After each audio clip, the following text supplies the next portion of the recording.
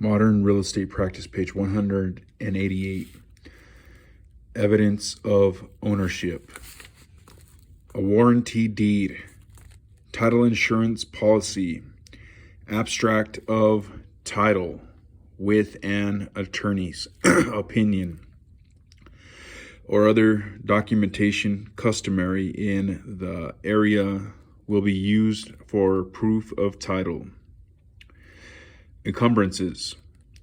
All liens will be paid in full by the seller or be assumed by the buyer at the closing.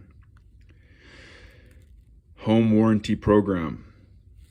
To make the property more desirable to potential buyers, the seller may agree at the time of the listing to purchase a home warranty when a sale closes to cover the property's plumbing, electrical, and heating systems, water heaters, ductwork, and major appliances. Of course, the buyer may purchase a home warranty at closing if the seller doesn't offer or agree to do so. Termination of the contract. A contract should provide a way for the parties to terminate the agreement and should specify under what circumstances the contract can be terminated. Under certain circumstances, an agreement can be canceled if the seller arbitrarily refuses to sell or cooperate. Broker protection clause. Brokers may be well advised to protect their interests against possible fraud or a reluctant buyer's change of heart. Usually, the contract will include a period of time during which the broker will be entitled to a fee if a sale is closed with someone who was introduced to the seller by the broker while the contract was in effect. Warranties by the owner. The owner is responsible for certain assurances and disclosures. Is the property suitable for its intended purpose? Does it comply with the appropriate zoning and building codes?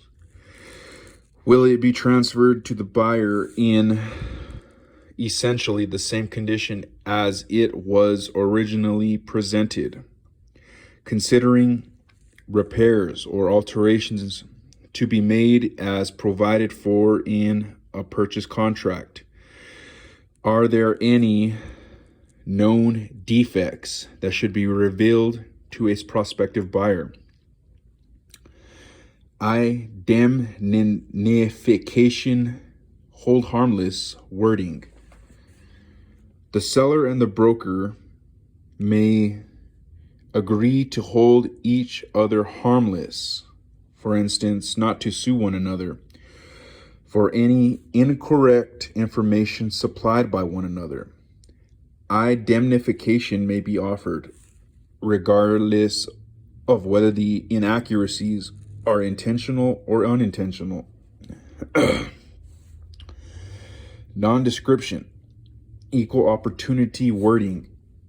The seller must understand that the property will be shown and offered without regard to the race, color, religion, national origin, familial status, sex, or disability of the prospective buyer.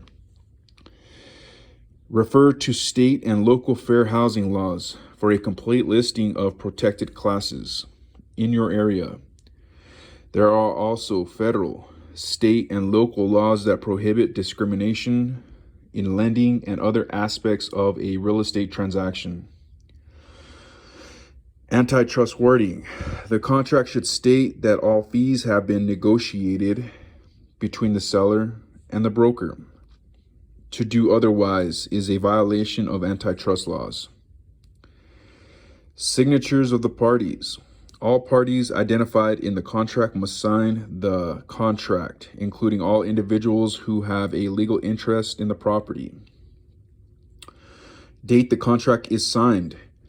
The date may be different from the date the contract actually becomes effective. For example, a sales associate may take the listing, and in some states, then must have a broker sign the contract to accept employment under its terms. Page 189. Representing the buyer. Like a listing agreement, a buyer representation agreement is an employment contract. In this case, the broker is employed by the buyer, and the purpose of the agreement is to find a suitable property. The type of representation will determine the relationship of broker and client.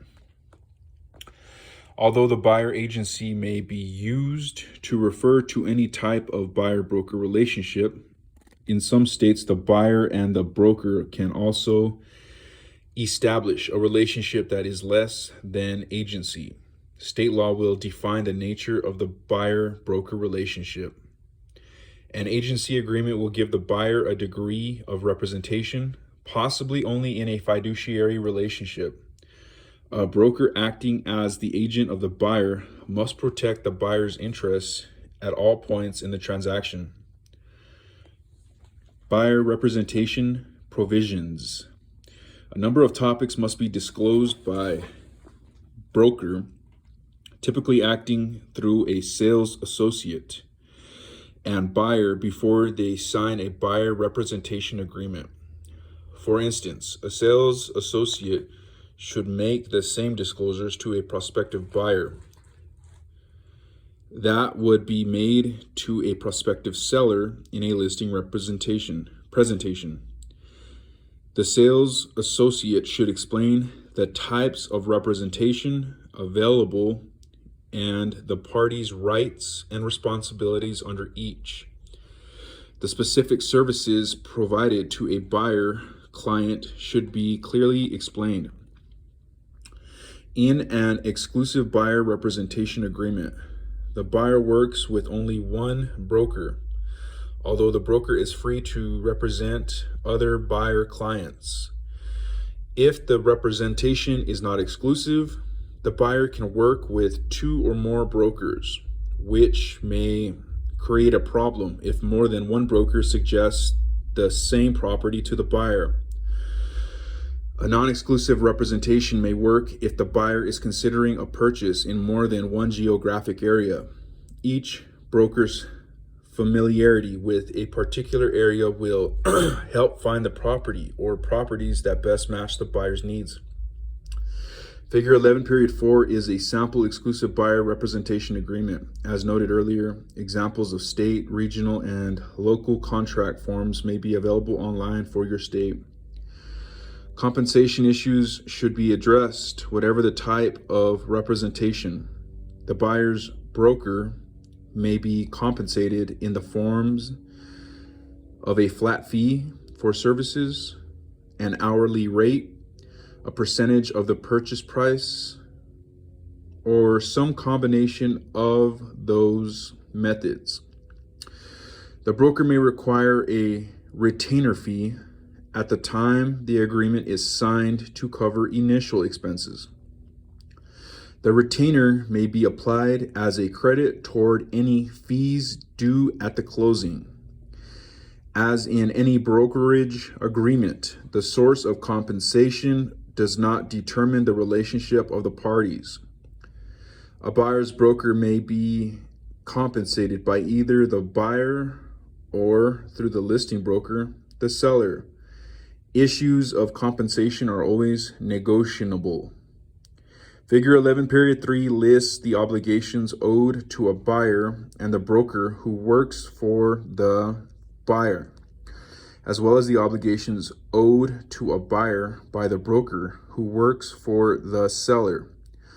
While many of the responsibilities are the same, there are distinct differences that direct the actions of the sellers and buyers' representatives.